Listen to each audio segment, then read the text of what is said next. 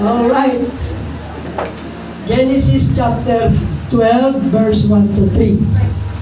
Now the Lord had said unto Abraham, get thee out of thy country. Yung country na kinalalagyan nila sa Ur of Chaldees, sa Mesopotamia. Yan, pinaalis siya doon. From thy kindred and from thy father's house, unto a land that I will show thee. Yung Kanaan, itong tinutukoy ng Diyos. Praise God.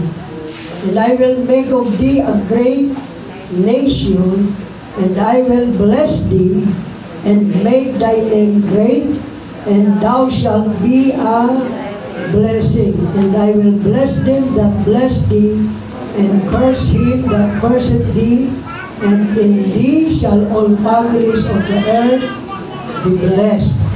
I will bless thee, thou shalt be a blessing. Amen. So ngayong umaga, pag-usapan natin, pinagpala upang maging pagpapala. Praise God. You are blessed to be a blessing. Amen. Let's pray. Dakilang Diyos, marami pong salamat sa umagang ito. Pangunahan niyo po kami. Bless niyo ang bawat isa, Panginoon, upang kami ay maging pagpapala rin po sa iba, O Diyos. Gamitin mo ang iyong lingkod na maging daluyan ng mga salita at pagpapala mo, Panginoon, at kumilos ka sa aming kalagitnaan. Marami pong salamat. Purihin ka, Panginoon. To God be the glory in Jesus' name. Amen. Palakpakan natin ang ating Panginoon. God bless you. You may be seated. Pagpalain tayong lahat ng ating Panginoon. Praise God. Ang mga blessing po na ibinigay sa atin ng Diyos, mga kapatid, are intended to be shared with all. Yan po ay tinalaga upang ibahagi rin natin sa iba o sa lahat. Beginning with inestimable blessings. Umpisa po sa di masukat na pagpapala ng kaligtasan mula sa kasalanan, and including all the other good things the Lord has given to us. Yung mga pagpapala na tinanggap natin, binigay sa atin ng Diyos, dapat daw po natin itong i-share sa lahat. Umpisa po sa hindi masukat na pagpapala ng kaligtasan mula sa kasalanan, at kasama po ang lahat ng bagay na ibinigay sa atin ng Diyos. Amen. Tayo pa ay pinagpala ng Diyos ng maraming bagay. Amen. Yun po yung mga regalo, mga gifts ng ating Panginoon. Number 1, yung tinatawag na kaligtasan. By grace through faith. Salvation by grace through faith. Pag sinabi natin salvation, ito po ay tumutukoy sa deliverance from the power and effects of sin. Dahil sa kasalanan, ang tao po ay, ano nangyari sa tao? Sabi ng Bible, ang tao ay nahiwalay sa Diyos, ang tao ay nagkaroon ng karamdaman, ang tao ay namamatay. Amen. Ang daming mga nangyayari sa buhay ng tao, yan po ay dulot ng kasalanan. Pero salamat, iniligtas tayo ng Diyos mula sa kasalanan. Sabi ni Pablo, sapagkat sa biyaya kayo'y nangaligtas sa pamamagitan ng pananampalataya, at ito'y hindi sa inyong sarili, ito'y kaloob, ito'y regalo ng Diyos. Hindi sa pamamagitan ng mga gawa upang ang sino man ay huwag magmapuri. Ang salvation, ito'y God's grace. Amen. Amen. Ito'y gift of God. Hindi po natin ito, wala tayong magagawa upang iligtas ang ating sarili, mga kapatid. Diyos ang siyang gumawa para maligtas tayo. Amen. Kaya lang itong salitang grace, naaabuso at nami-misinterpret ito ng iba.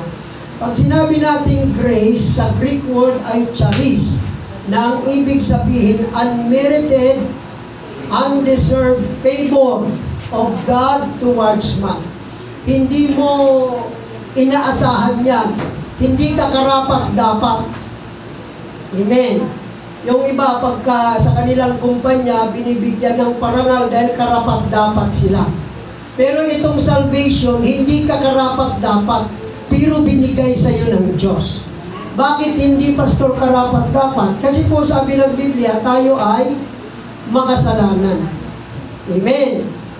Tayo ay makasalanan.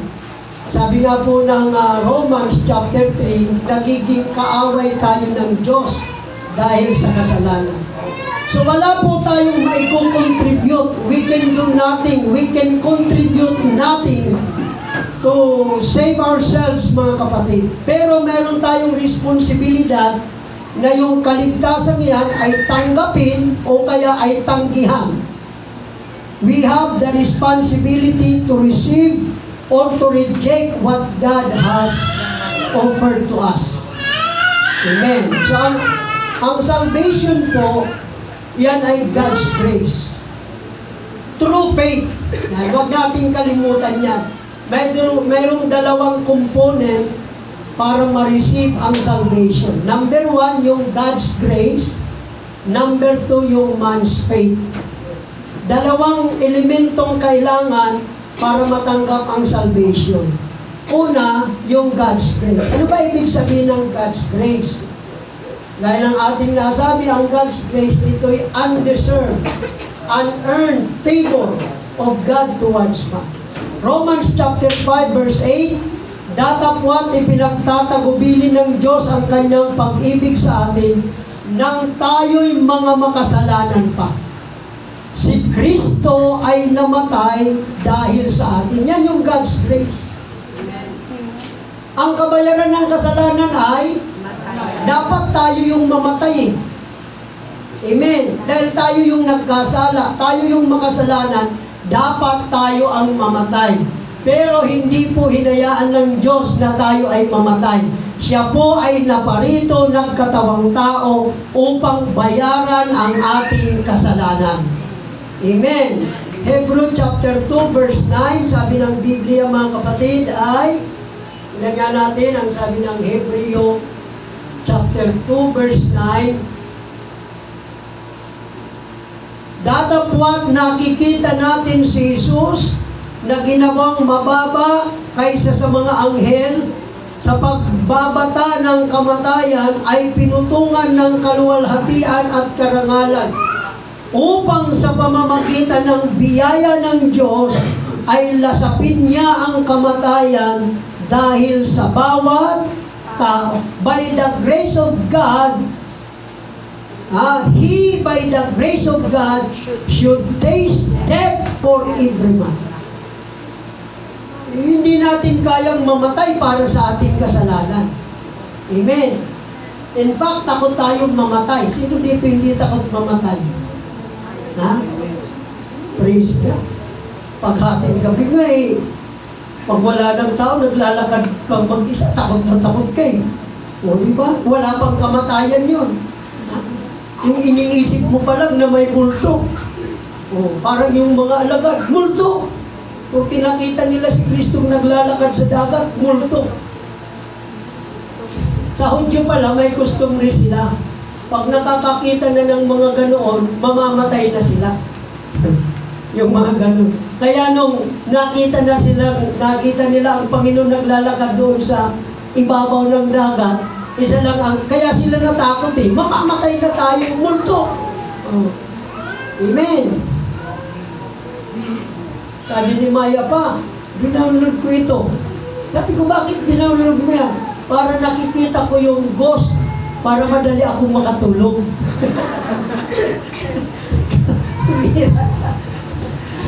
Kaya pala nag-download ng ghost, para daw, pag nakita niya, madali siyang makatulog. Hindi mo na kailangan ng multo para makatulog ka. Mag-pray ka lang sa Panginoon, makakatulog ka na. Amen. So ang God's grace ay yung hindi natin kayang gawin, ginawa ng Diyos. Yung hindi natin kayang i-provide, i-provide ng Diyos. Yung kabayaran sa kasalanan na kamatayan, inako yan ng ating Panginoon Kristo. Yan yung God's grace. Amen. Pero ang salvation, hindi lang puro grace.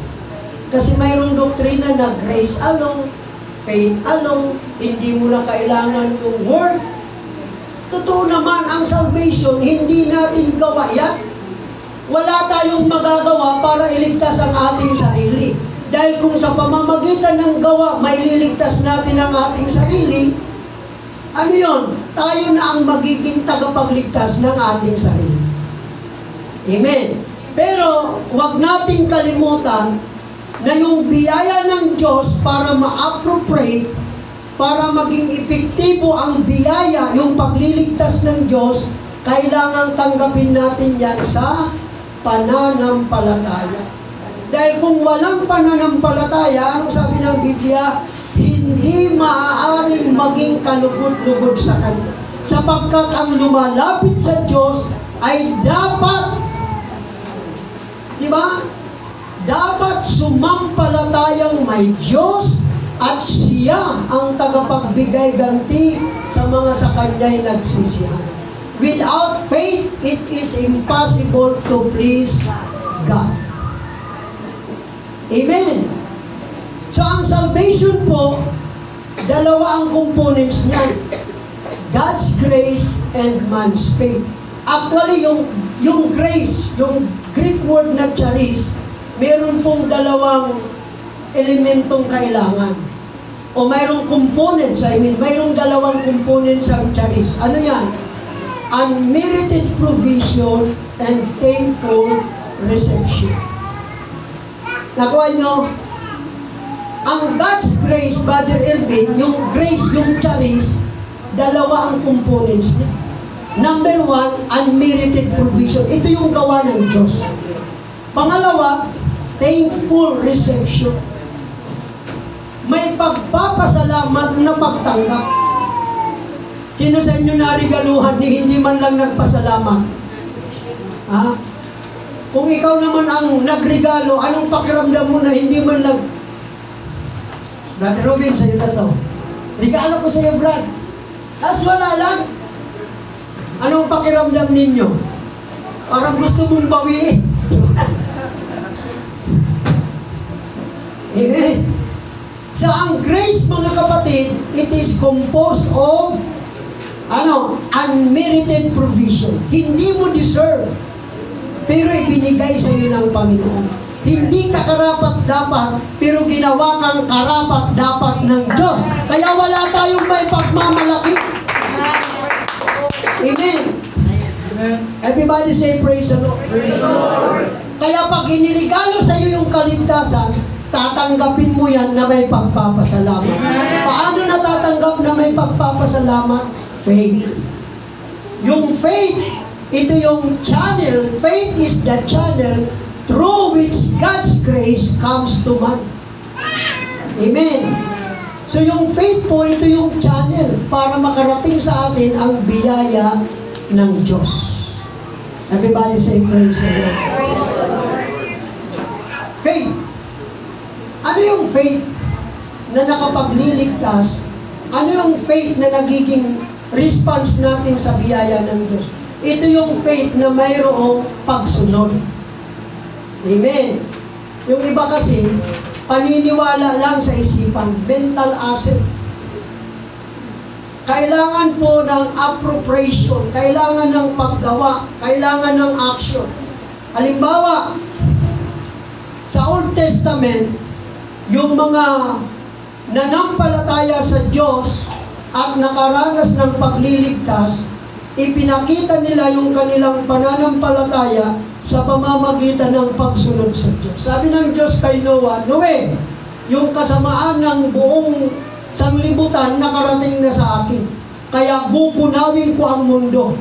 Magpapadala ako ng tubig ng baha. Gumawa ka ng daong, gawin mong 3 palapag. Pumasok kayo doon, sapagkat ilang araw pa magpapadala ako ng baha. Sino may ba gumawa ng daong? Kung hindi siya gumawa, ay kasama siyang malulunod. Di ba? Tama ba? Nung sinabi ng Diyos kay Moises, Moises, ipapadala ko ang huling salot sa Ehipto. Lahat ng panganay na anak, papatayin. Ang gagawin ninyo, magkatay kayo ng tupa, kainin ninyo, pag hindi naubos, pag hindi nyo kayang ubusin, ipamigay nyo sa kapitbahay ninyo, yung dugo, ipunas ninyo doon sa doorpost. Pag yung angel of death dumating, pag may nakitang dugo sa poste ng inyong bahay, sa doorpost, sa pintuan ng inyong bahay, lalagpasan niya yun. Kaya meron tinatawag na Passover. Sa Manila, pag naglalakad ka, gumamit ka dapat ng overpass. Binaliktad lang yan. Passover talagang original niya. Ginawa overpass. Amen. Alala ko tuloy si Irap. Mr. Irap, what is the difference between potato and mashed potato? Nakalong slip si Irap. Potato. Sabi niya, this one is potato. But this one is mashed potato. Sabi niya, adadaanan niya tayo doon sa, sa flyover. Yeah. Akala niya, binaliktad lang yung overfly. Dito naman anya tayo maglalakad sa may Passover. You see, mga kapatid, yung obedience ni Moises ang naging dahilan kung bakit wala pong panganay na namatay doon sa Egypt. Amen. Everybody say praise the Lord. Walang namatay. Bakit? Yung pananampalataya, kung hindi naman sila naniwala sa sinabi ng Diyos, gagawin ba nila yun? Magpapahid ba sila doon ng dugo kung hindi sila naniniwala? Amen. So, yun po yung response ng mga Old Testament believer para sila po ay maligtas. Ang tawag doon, Brother Rob, po ay pananampalataya. Pananampalataya na mayroong pagsunod. Amen. Sa New Testament, sabi ng ibang mga grupo, kayong mga Pentecostal, hindi nyo naintindihan yung pagliligtas ng Diyos. Kasi, ang kaligtasan, it is God's free gift to all men. Kayo anya nagsisisi, di gawa nyo yun. Kayo nagpapabautismo, o di, man's work yan. Kayo anya nagsusumikap na tanggapin ang banal na Espiritu.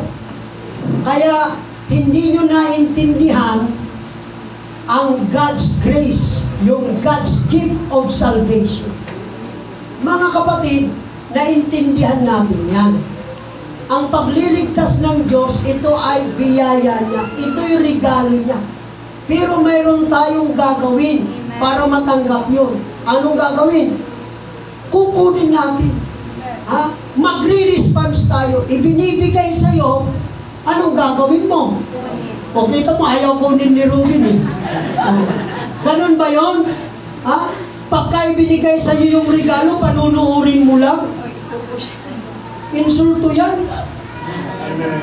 Insulto yan, niririgaluhan ka na. Pwede mong sabihin, arte mo naman. Diba?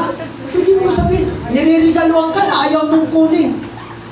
Kahit hindi mo nga gusto yung regalo eh. Kunyari, gustong-gusto mo, gandang-ganda naman dito. Praise the Lord. Diba, masarap sa pakiramdam naman nung nagre-regalo na ina-appreciate mo yung regalo sa'yo. Niregaluhan ka ng sandal, maliit sa'yo. Tanggapin mo pa rin. Amen. I-appreciate mo pa rin. Kung hindi mo man maisuot, i-display mo sa bahay ninyo o kaya ay gawin mong souvenir. Amen.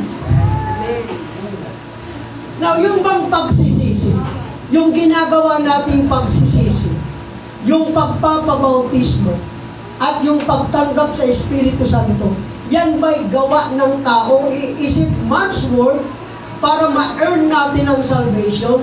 Hindi po. Tingnan ninyo Ang pagsisisi, pagpapabautismo sa tubig at pagtanggap ng Espiritu Santo ay hindi mga gawaing pinagsusumikapan natin para matanggap ang kaligtasan. kundi sa halip mga gawa ito ng Diyos sa atin. It is God's work in us. Amen. Praise the Lord. It is God's work in us para maging epektibo yung kanyang pagliligtas sa atin. Tandaan nyo, nakasulat sa Biblia, Diyos ang gumagawa sa inyo, maging sa pagnanasa at sa paggawa. It is God's work, it is God which worketh in you both to will and to do. Yung mag-will ka, yung magnasa ka, at yung gumawa ka, hindi mo pinagsikapan yan. Tinarabaho ka ng Diyos. Kita natin, repentance.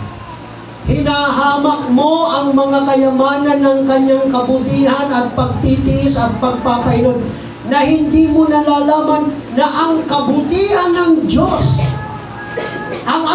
ang siyang umaakay sa iyo sa pagsisisi. Bakit nagsisi ka?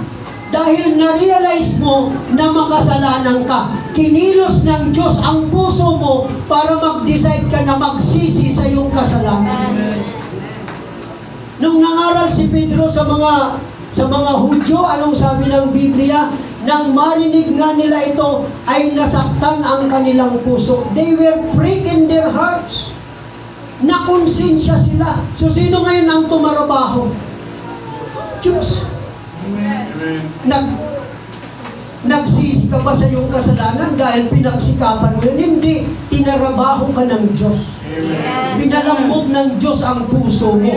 Binuksan ng Diyos ang isipan mo para ma-realize mo ang pagiging makasalanan mo sa harapan ng Diyos. Ang Diyos ang tumatrabaho. The goodness of God leadeth thee to repentance. It is the goodness of God. Hindi yung pagsusumikap natin. Amen? Di ba nung na-realize natin makasalanan tayo, habang sinisiran tayo, naluluha pa nga tayo eh. Bakit? Tinatarabaho na ng Diyos ang puso natin. Pinalalambot na ng Diyos ang puso natin. Tingnan mo yung mga taong hindi talaga pinahintulutan kumilos ang Diyos sa kanilang buhay. Kahit anong ganda ng paliwanag mo, kahit anong dami ng talatang gamitin mo sa kanila, hindi maunawaan ang salita ng Diyos. At hindi makalapit sa Diyos. Bakit? Sinasaraduhan nila eh.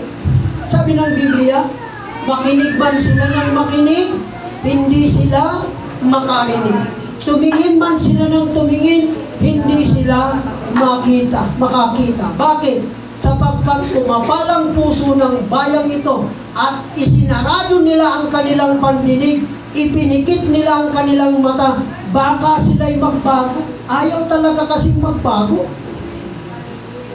Amen.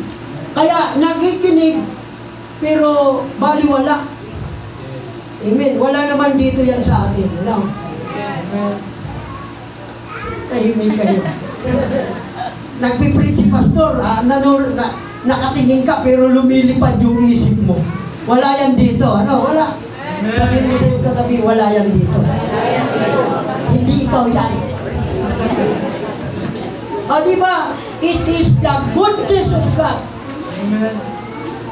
that leads us to repentance. Goodness of God. Tinarabaho ba natin sarili? Hindi. The goodness of God. Siya yung umakay sa atin. Amen. Bakit ka nagpabautismo? Nagpabautismo tayo sa tubig sa pangalan ni Jesus dahil hinipo ng Diyos ang ating puso upang maunawaan ito lang ang paraan para mapatawad at mahugasan ng ating kasalanan. Tingnan ninyo, ang 1 Peter 3:21. 1 Peter 3:21. Bakit tayo nagpabautismo, Sister Myla? Tingnan mo, 1 Peter 3:20 to 21. Anong sabi dyan? Sa wikang English, mas naunawaan sa English. Praise God. Which sometimes were disobedient, when once the long suffering of God waited in the days of Noah, while the ark was preparing, wherein few, that is 8 souls, were saved by water. The like figure whereunto even baptism that also now save us. Ayon sa tunay na kahawig, ngayon nagligtas sa makatuwid bagay ang bautismo. Not putting away the filth of the flesh, but the answer of a good conscience towards God. Kaya ka nagpabautismo kasi yung konsensya mo, kinilos ng Diyos para mag-desire na gusto ko nang maging malinis. Amen. It is the answer of a good conscience towards God. So kaya kung ikaw ay nagpabautismo dahil nadala ka lang ng mga kapitbahay o kaya ng kaibigan mo, ay hindi po, hindi po epektibong bautismo yun. Pero kung nagpabautismo ka dahil yung konsensya mo sumasagot, gusto ko nang maging malinis, yan po yung epektibong bautismo. Amen. Everybody say praise the Lord. Kaya mo minsan nga, mayroon tayong rebaptism. Bakit? Nung una kang binautismoan, hindi mo pa naman talaga naintindihan. Pero nung naintindihan mo na bakit kailangan magpabautismo, nag-decide ka. Sabi ng anak ng pastor, Daddy, gusto ko pong magpa-rebaptize. Tinanong nung tatay, bakit anak? Kasi ngayon ko lang ho naunawaan ang tungkol sa bautismo.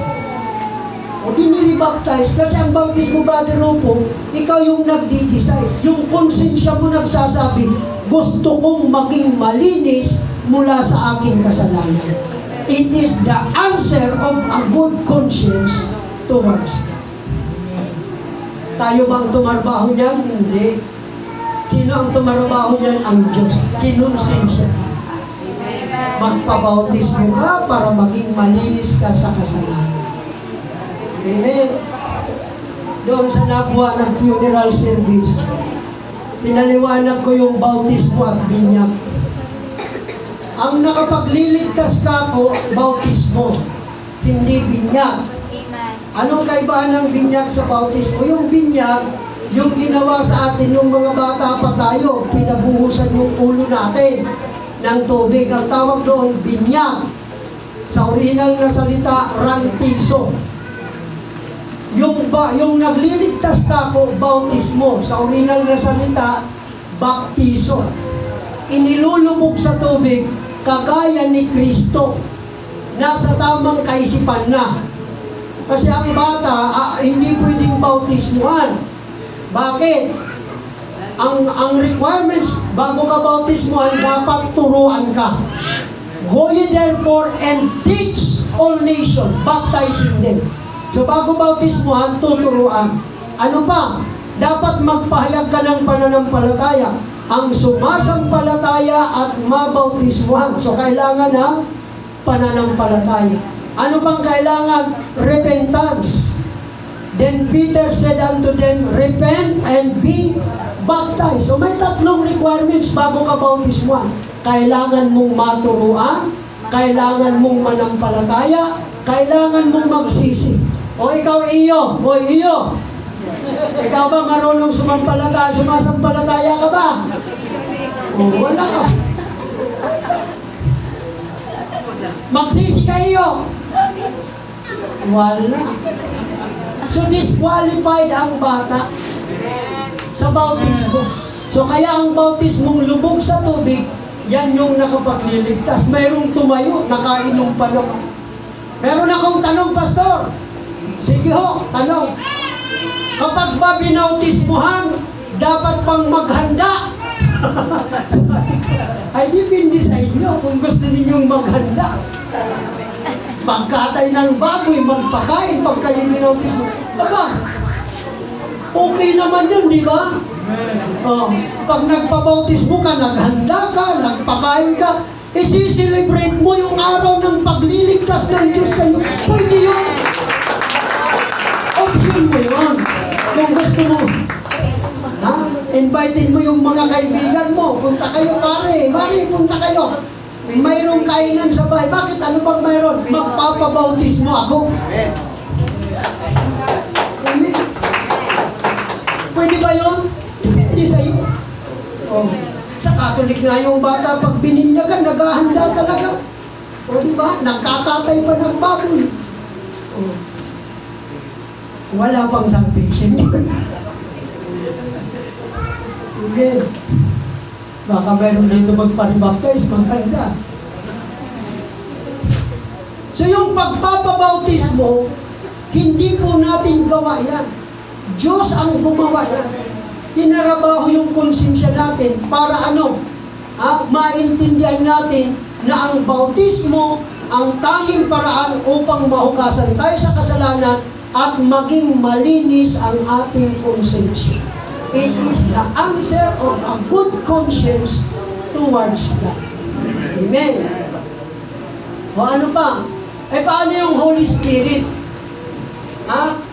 Pinagsusumikapan ba nating matanggap ang Holy Spirit? Pinagsusumikapan ba natin na mabautismuhan sa Espiritu Santo? Amen. Tingnan ninyo ang nakasulat sa Biblia. Nang huling araw nga, na dakilang araw ng kapistahan, si Jesus ay tumayo at sumigaw na nagsasabi, kung ang sino mang tao ay nauuhaw, ay pumarito siya sa akin at uminom, ang sumasampalataya sa akin. Gaya ng sinasabi sa kasulatan, mula sa loob niya ay aagos ang mga ilog ng tubig na buhay. Ngunit ito'y sinalita niya tungkol sa Espiritu na tatanggapin ng mga magsisisampalataya sa Kanya. Ang Holy Spirit, regalo ng Diyos yan sa taong nananampalataya. Pag nanampalataya ka, ibibigay yan sa iyo. Kailangan yan sa salvation. Except a man be born of water and of the Spirit, he cannot enter into the kingdom of God. Bagamat yan po ay binabatikos ng ibang mga grupo at sinasabi, ang Holy Spirit tapos na yan. Wala, hindi na yan sa ating panahon. Nagkakamali sila mga kapatid. Bakit? The promise is unto you and to your children and to all that are afar off, even as many as the Lord our God shall call. Kahit ilan ang tawagin ng Diyos, kahit sino pwedeng tumanggap ng banal na Espiritu. Sa kanila wala. Bakit? Wala naman talaga kasi silang itinuturong ganyan. Anong mga sabi ng mga alagad ni Juan Bautista? Nung masalubong ni Apostol Pablo, doon sa Efeso, anong sabi ni Juan? Tinanggap nyo na ba ang Espiritu Santo mula nang kayo ay sumampalataya? Sa ibang grupo, ang paniniwala nila, basta't nanampalataya ka kay Kristo, may Holy Ghost ka na. Pero sabi ni Pablo, tinanggap nyo na ba ang Espiritu Santo mula nang kayo ay sumampalataya? Anong sagot ng mga alagad ni Juan? Hindi. Hindi man nga lang namin narinig na may ibinibigay na Espiritu. Espiritu Santo. O diba? Sa ibang grupo, kaya walang Holy Ghost baptism kasi wala pong naririnig na pangangaral ng bautismo sa Espiritu Santo. Pero dito sa atin, mayroon pangangaral ng bautismo sa Espiritu Santo. Kaya may tumatanggap dito sa atin. Kayo ba, pag hindi kayo napagsabihan, o kaya kasama ka sa purpose, pipila ka ba sa purpose? Maglilinis ka ba sa tupad? Hindi ka naman kasali. Sino pupunta doon para maglinis ng, magtabas ng damo? Mga naka-uniform yan, tupad. Paano mo matatanggap ang Holy Spirit? Hindi naman pinapangaral sa inyo ang Holy Spirit. Pero dito sa atin, lagi pong nababanggit ang tungkol sa Holy Spirit. Amen. Bakit? So linawin natin, sa salvation, hindi tayo ang nagsusumikap. Diyos ang gumagawa sa inyo. Philippians 2:13, Diyos ang gumagawa sa inyo maging sa pagnanasa at sa paggawa ayon sa kanyang mabuting kalooban. Amen. Everybody say praise the Lord. So ito yung unang blessing sa atin, kaligtasan. Lahat tayo papunta sa kapahamakan, pero ang Diyos ay gumawa ng paraan upang iligtas tayo mula sa kasalanan at sa kapahamakan. Ano pang blessing sa atin? Ito na, yung Holy Spirit. you shall receive the gift of the Holy Ghost. Gift, regalo yan. So pag regalo, blessing. Tama ba? Pag binigyan ka ng 5,000, ano yan? Pag nabigyan ka ngayon ng 5,000, nakakagulat yan. Tama ba? Everybody say praise the Lord. Ha? Totoo. Hindi mangyari yan. Totoo yan, mga kapatid. Amen. But binigyan ka ng blessing para maging blessing ka rin. Amen. Di ba pag mayroong dumating sa iyong pagpapala, may nagbigay sa iyo ng 10,000, parang ang kunat-kunat naman natin yan kung hindi man lang tayo makapagpasok drinks. Di ba? Oh, kahit ako bawal sa akin ng soft drinks, titikim ako ng konti niya. Oh, bakit? Kasi na-blessingan ka. Yung pagpapasoft drinks mo, blessing din niya. Amen. Huwag lang masobrahan sa soft drinks. Amen. So, ang Holy Spirit, it is God's gift. Tatanggapin ninyo ang kaloob na Espiritu Santo. Yung Holy Spirit, ito po ay ilog ng tubig na buhay. Ito yung binabalik-balikan natin sa church. Amen. Sabi ng isang kapatiran doon sa Metro Manila, siya po ay mayamang tao. Amen. Mayamang tao po siya. Ngayon, dumating ang time na ang kanya po kasing negosyo ay yung transportation. May mga tracking siya. May tracking siya. Parang, ilan ba yung tracking niya? Parang 32 na bus, mayroon siya. 32 na bus. Tsaka ilang truck yun. So, transportation naman. Pero, dumating yung time na parang nabankrupt. Nung nabankrupt, doon naman po siya nakaisip, maglingkod sa Diyos. Amen. Nasira ng Word of God. Nung una, ini-invite siya sa isang simbahan sa Forbes Park. Pagpunta niya doon sa Forbes Park, ay mahilig siyang nakashort lang eh. Umatin siya doon. Ano na, parang medyo bagsak na yung kanyang negosyo. Pero siyempre, yung lifestyle niya ay ganun pa rin. Sabi na nga mga kapatid, dumating yung time na 3 bus na lang mayroon sila. Ngayon, yung income nun, hindi niya na pinapakialaman. Dati, pagka siya ay nag-birthday, sarado yung mga kalsada doon sa Blooming Street. Si Kapitan. Ngayon, medyo na-bankrupt, 3 na lang, nakikisakay na lang siya, nagtatricycle, nahihiya siya, pero hindi siya nawalan ng pag-asa. Na-invite siya sa Forbes Park para magsimba. Mga tao doon, hindi siya iniintindi. Hindi naintindi. Ay minsan na-invite siya sa atin sa United Pentecostal Church. Paano na-invite? Yung dati niyang katulong na-convert. Na-convert sa ating mga kapatid. Ngayon, nag-crusade sila sa Blooming Street. Isa yung kapitan doon. So pinuntahan ngayon siya mga kapatid. Pwede bang mag-crusade doon sa barangay parang plaza? Ba't doon pa kayo dito na kayo sa bahay? Doon. Nag-crusade mga kapatid. Hanggang sa na-invite, ay ang gawain nila doon sa Blooming Street, nasa basketball court. Mainit sa basketball court. Nung una, wala pa silang church.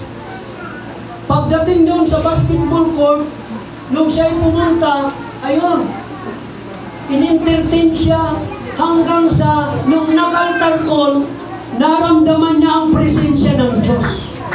Alam niyo kung anong sabi ng taong ito? Mas gustong-gusto niyang umattend doon sa basketball court kaysa doon sa mga magagandang simbahan. Amen? Tama ba? Ito yung binabalik-balikan natin sa church. Gustong-gusto natin every time na tayo magsisimba, bago tayo umuwi, gusto natin mapuspos sa presensya ng ating Panginoon. Bakit? Ang Holy Spirit, ito ay rivers of living water. Mula sa loob niya ay aagos ang mga ilog ng tubig na buhay. Ano raw ito? Ito yung Holy Spirit. Bakit kailangan natin ng Holy Spirit? Ito yung tatak. Tama ba? Sa Kanya kayo rin naman, pagkarinig ng aral ng katotohanan ng Ebanghelyo ng Kaligtasan, na sa Kanya rin naman, mula nang kayo'y magsisampalataya, ay kayo'y tinatakan ng Espiritu Santo na ipinangako. Ano yung Espiritu Santong tatak? Siyang patutuo sa ating mana hanggang sa ikatutubos ng sariling pag-aari ng Diyos sa ikapupuri ng Kanyang kaluwalhatian. So ito po ay seal of ownership. Yung tatak na yan, patunay na pag-aari ka ng Diyos. Everybody say praise the Lord.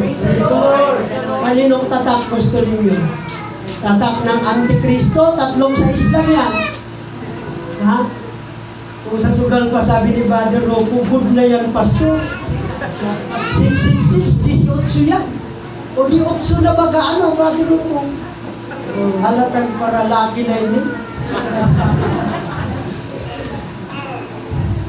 Baga, ano, tulong sa ay 8 na. Dahil na mahirig yan. Good na yan. Diba? Pero yung 666, tatakpo ng Antikristo yan. Amen. Na kapag ikaw ay natatakan yan, kahit anong gawin mo, wala ka ng pag-asa sa kaligtasan. Ang gusto natin, tatak ng Espiritu Santo. Tatak na pag-aari ka ng Diyos. Ito na po yung earnest of our inheritance. Alam niyo yung salitang earnest? Yung earnest down payment. Ayan. Pag mayroong magandang appliances doon sa SM Sister Charito, gustong-gusto mong bilhin, marami ang gustong bumili, pero ikaw ang unang nakapagtanong, kaso kulang ang pera mo para hindi nila mabili, anong gagawin mo? Ha? Da-down paymentan. Magdideposito ka. At ang ilalagay doon, reserve for Charito Lucito. Naka-reserve na. Alam nyo ba yung tatak ng Espiritu Santo? Sinasabi dyan na yan po'y silyo na tayo'y pag-aari ng Diyos. Amen. Patutuo sa ating mana hanggang sa ikatutubos ng sariling pag-aari ng Diyos. Sa pagbabalik ng ating Panginoong Kristo, yung mga tinatakan niya, yun ang kukunin niya. Amen. Pero kung narinig, don't miss the rapture. If you miss the rapture, ito yung mga gagawin ninyo. Ha? Wag na wag kayong magpapatatak. Pag kayo ay hindi nakasama sa rapture, maghanap na kayo ng mga kuweba, maghanap na kayo ng yungib, magdala na kayo ng pagkain. Isip ko naman, kaya din kaya ng tao yan. Amen. Hindi ko po isinasuggest na maiwan kayo sa rapture. Pag hindi ka nakasama sa rapture, wala ka ng pag-asa. Kaya dapat makasama ka sa rapture. Parang ayaw ninyo. Ha? Amen. Parang ayaw nyo sa rapture. Ha? Kukunin ni Kristo yung mga naglingkod sa Kanya at yung may mga espiritu niya. Roma 8:9. Kayo'y wala sa laman kundi nasa sa espiritu. Kung gayon ay tumitira sa inyo ang espiritu ng Diyos. Datapwat kung ang sino man ay walang espiritu ni Kristo, siya'y hindi sa Kanya.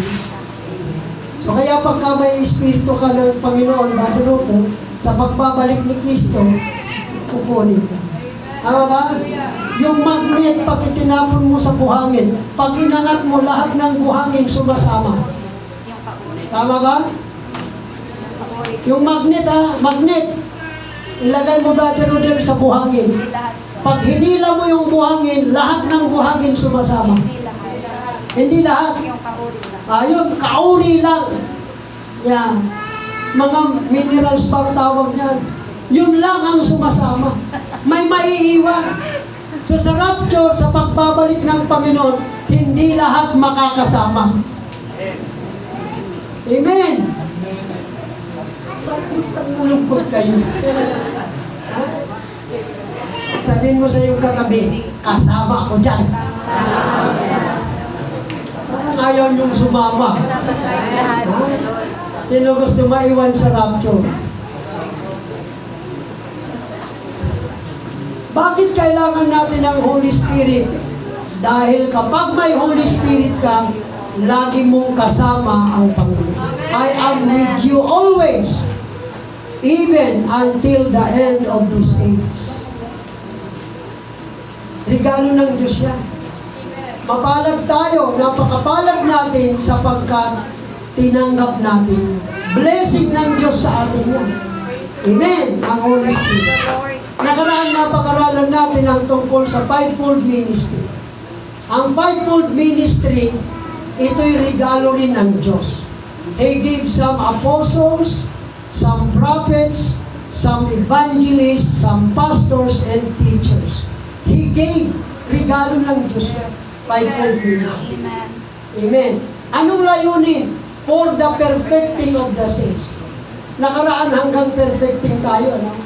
Pero meron pang higit dyan.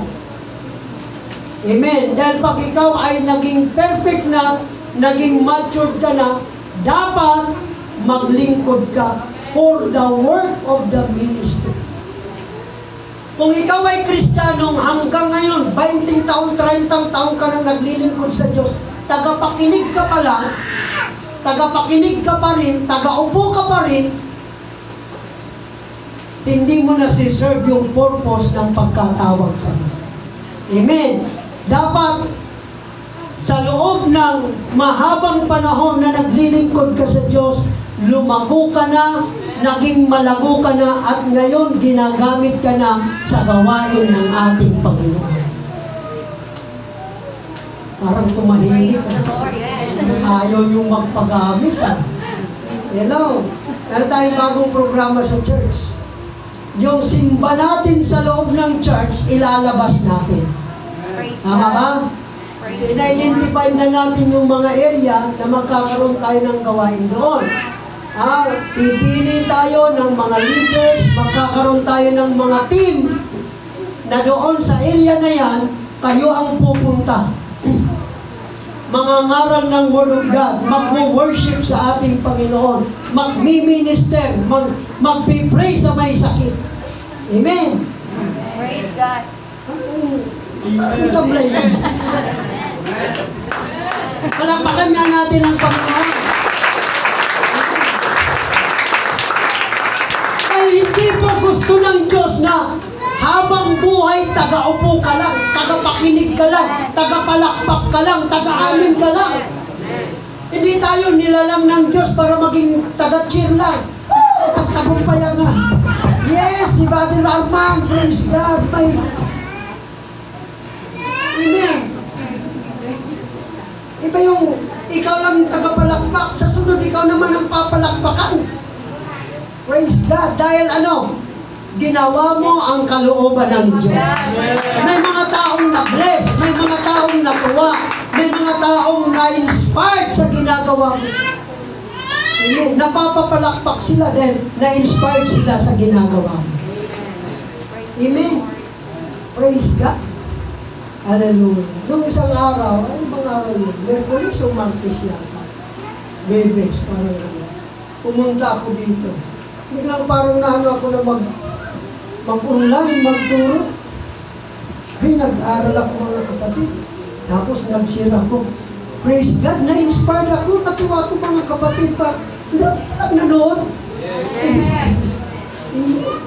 Daming nanood. Tapos ang mga message nila, more pastor, more. More teaching pastor. Kagaya nito. O diba mga kapatid, nakaka-inspired na magturo. Amen. Pati ikaw, lumalakas ka. Amen. May mga tao pala umaasa, nag-aabang doon sa ituturo mo. Di ba? Yun ang gusto natin mga kapatid. For the work of the ministry. Ba't ka gagawa, Brother Jomar? Para ma-edify ang body of Christ. So ang purpose natin dito ay i-edify, palakasin, patatagin ang isang mananampalatayang kabilang sa katawan ng ating Panginoong Kristo.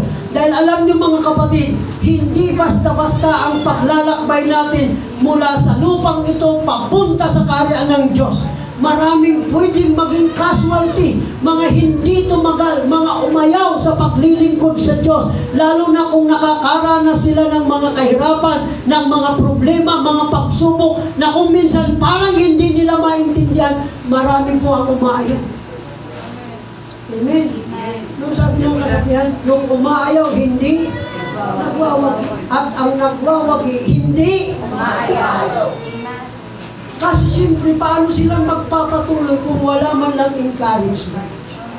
Di ba? Bakit may mga nag-cheer? Come on, sige! Tira mo yan! Tira mo na yan! O, di ba? May mga nag-cheer na gano'n. Kaya mo yan! Kaya mo yan! Malapit ka! Mamatay-matay ka, nakakatakbo. Sige, kaya mo yan! Encourage. Di ba? Kailangan natin yan mga kapatid for the work of the ministry. So kaming mga pastor, kung mayroon pa mga apostol ngayon, mga propeta, evangelista, mga guro, pinakasangkapan lang ng Diyos para gawin tayong sakdal at maging kasangkapan sa gawain sa paglilingkod sa ating Panginoon. Ito ang panghuli mga kapatid. Ang pinakapanghuli na blessing ng Panginoon, lahat ng bagay patungkol sa buhay na ito.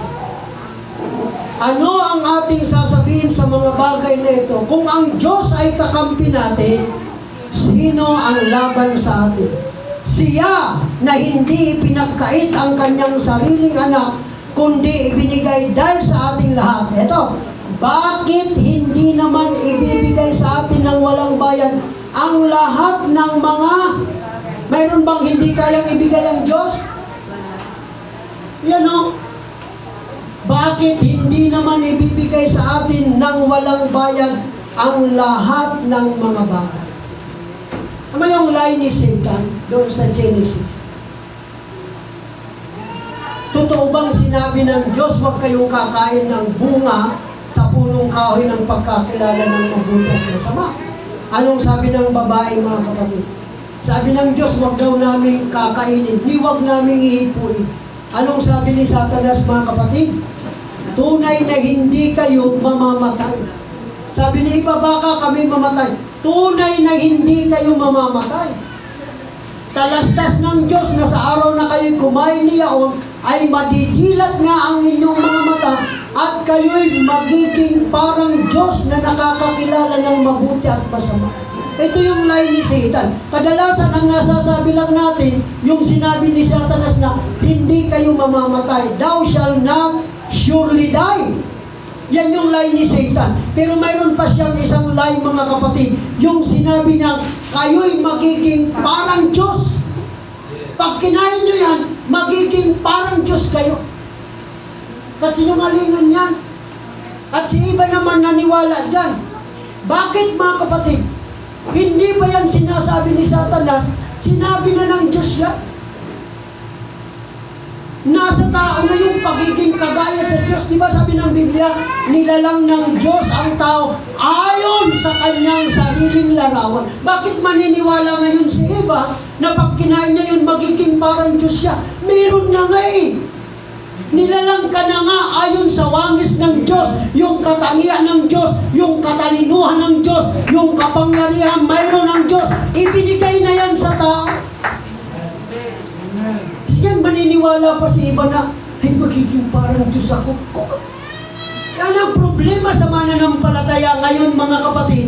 Hindi niya na-recognize na nasa kanya na, ibinigay na ng Diyos ang lahat ng bagay. Palalabasin na lang natin. I-appropriate na lang natin mga kapatid. I-manifest na lang natin. Amen. Ibig mong sabihin, Pastor, may sasakyan na ako. Mayroon na. Nasa kasa na. Hindi lang may labas-labas kasi hindi ka naniniwala. Kaya ako naniniwala ako, Mitch, na yung sasakyan ko ay nandyan na. Hallelujah! Amen! May tamang panahon nga lang. Di ba? Ang Diyos ay perfect. God is perfect. So in His perfect time, ilalabas yung para sa iyo. Nandyan na yan.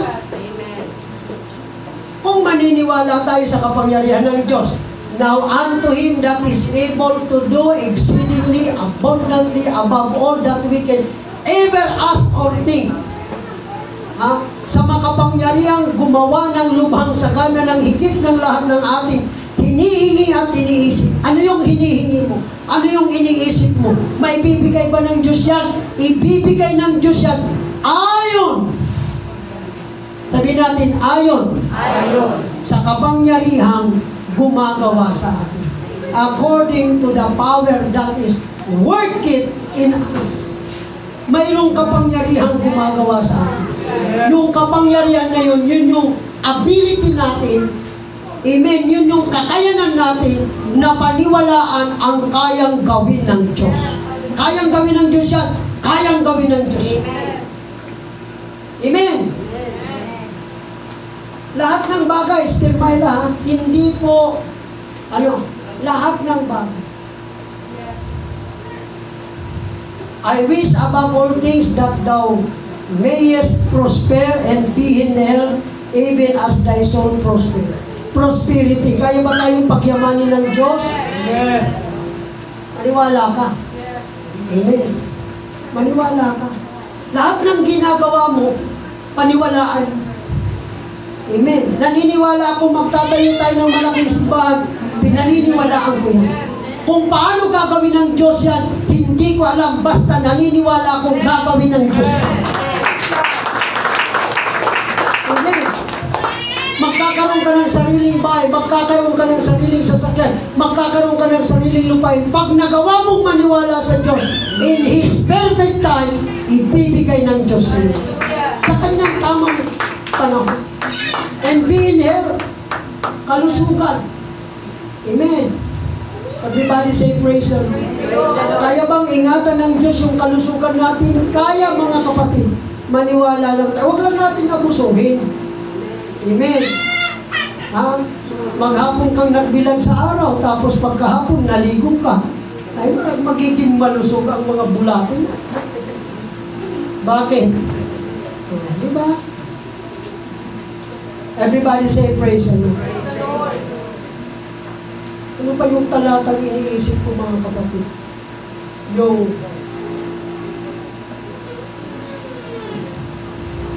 First Peter yata yung, tingnan nyo nga mga kapatid, hindi ko na ilagay pa. Chapter 1. Ayan. 2 Peter, chapter 1. Verse 2 and 3.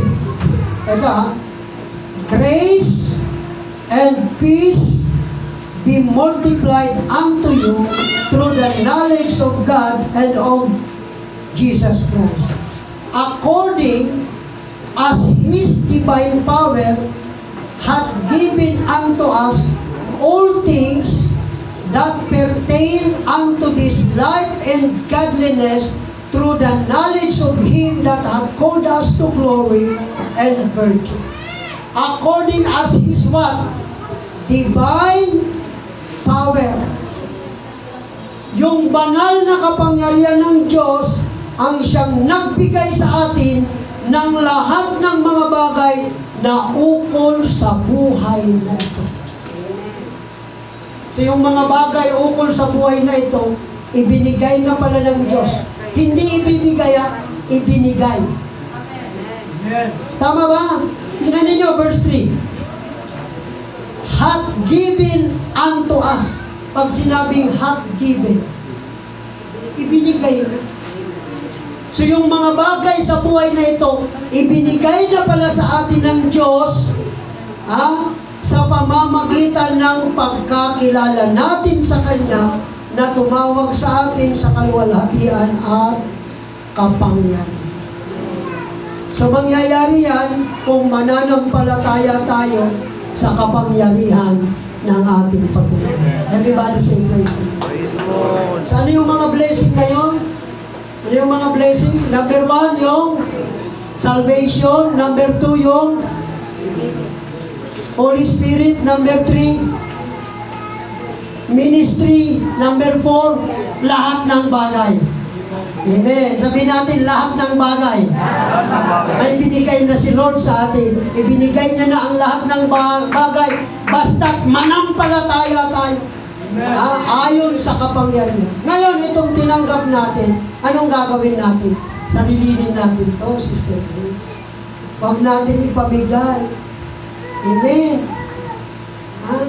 Tayo lang mag-enjoy nito. Huwag natin ipaalam sa kanila. Amen.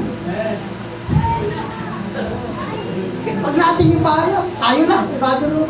Magpakasawa tayo sa blessing ng Panginoon.